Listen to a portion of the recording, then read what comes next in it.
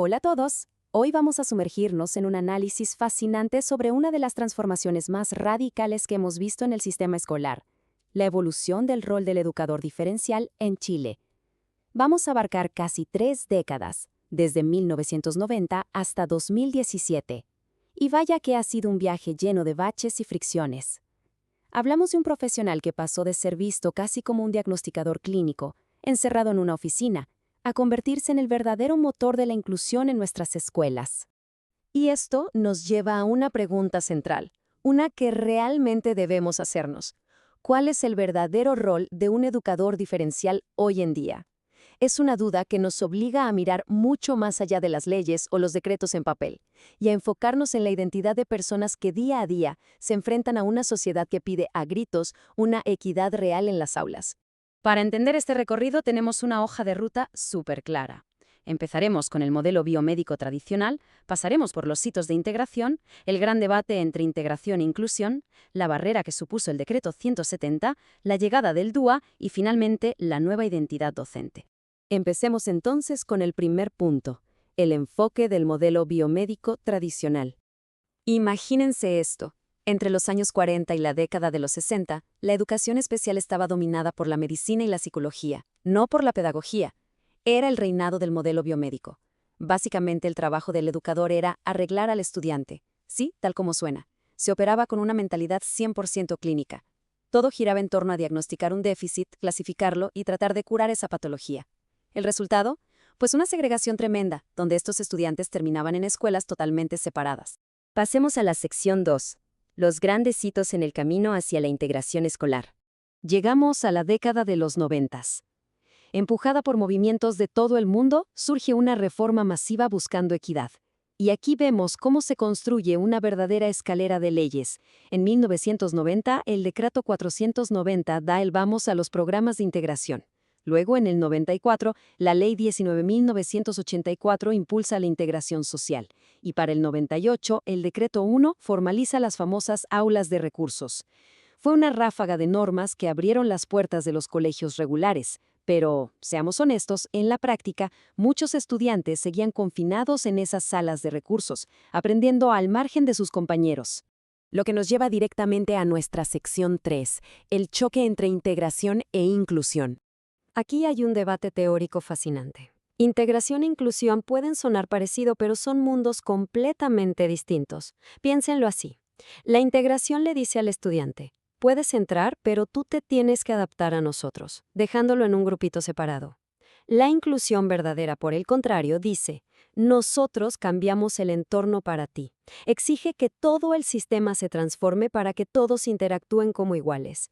Es valorar la diferencia como algo increíblemente rico y no como un problema que hay que resolver. Sección 4. La barrera que representó el Decreto 170. A ver, los cambios de paradigma casi nunca son una línea recta. En el año 2009 se vivió una tensión dramática. Mientras todos hablábamos de inclusión, de diversidad y de eliminar barreras, ¡boom!, aparece el Decreto 170. De pronto, los educadores se vieron forzados a dar un paso atrás. Se les exigió volver a clasificar y etiquetar a los estudiantes con diagnósticos médicos súper rígidos. ¿Y por qué? Pues simplemente como un trámite burocrático para poder asegurar el financiamiento del Estado. De hecho, las investigaciones de esa época lo dejan clarísimo. Se produjo un estancamiento.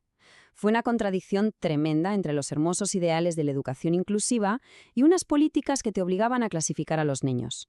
Fue un momento duro, porque esta política tecnocrática amenazaba con convertir a educadores súper apasionados en simples administradores de etiquetas clínicas. Pero la historia mejora. Pasemos a la sección 5, el diseño universal para el aprendizaje, más conocido como DUA. Por suerte, en 2015 damos un salto enorme y lleno de esperanza con el Decreto 83.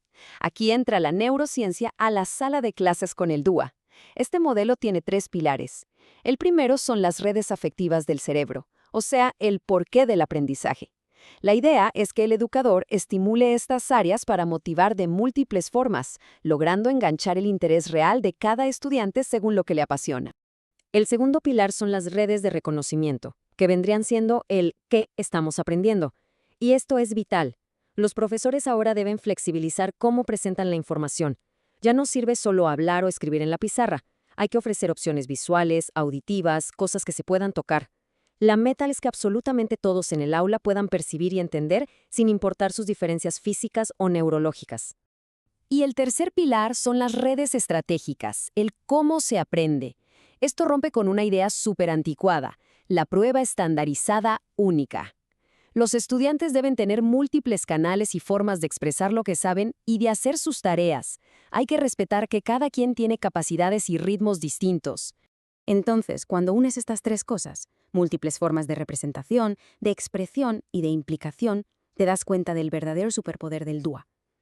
Lo brillante de esto es que empodera a los profesores para identificar y arreglar las barreras que están en el currículum mismo, y dejamos atrás por fin esa idea tóxica de intentar arreglar al estudiante. Es un cambio de mentalidad gigantesco. Y así llegamos a nuestra última sección, la número 6, la nueva identidad del educador.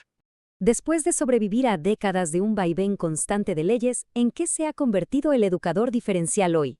Definitivamente ya no es ese terapeuta aislado. Hoy vemos a un profesional que es altamente colaborativo, un verdadero maestro de la coenseñanza. Es un pensador crítico que reflexiona sobre su práctica y que emancipa la inclusión, transformando la cultura entera de la comunidad escolar. Pero a ver, tenemos que poner los pies en la tierra y conectar toda esta hermosa teoría con la dura realidad. Las cifras hablan por sí solas. Según datos del 2015, solo un 39,3% de los adultos con discapacidades cognitivas en Chile tenía empleo, ni siquiera 4 de cada 10. Esto nos demuestra de golpe que por muchos logros que tengamos dentro del aula, la sociedad adulta todavía tiene una deuda gigantesca. Y por eso es crucial mencionar este hito de 2017, la Ley de Inclusión Laboral. Al exigir una cuota del 1% de contratación en empresas, vemos una evolución social súper necesaria. Nos recuerda que el impacto del educador diferencial no se evapora cuando suena la campana de salida, se proyecta hacia futuro profesional, el éxito y la dignidad de sus estudiantes en el mundo real. Para despedirnos, quiero dejarles algo en qué pensar. Si hoy en día nuestro sistema burocrático todavía nos exige presentar diagnósticos médicos y etiquetas clínicas solo para conseguir el financiamiento escolar, ¿podemos decir honestamente que vivimos en una realidad 100% inclusiva?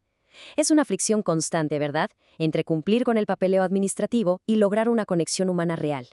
Es una pregunta que definitivamente nos invita a seguir cuestionando todo para poder construir de una vez por todas esa educación sin barreras que tanto buscamos.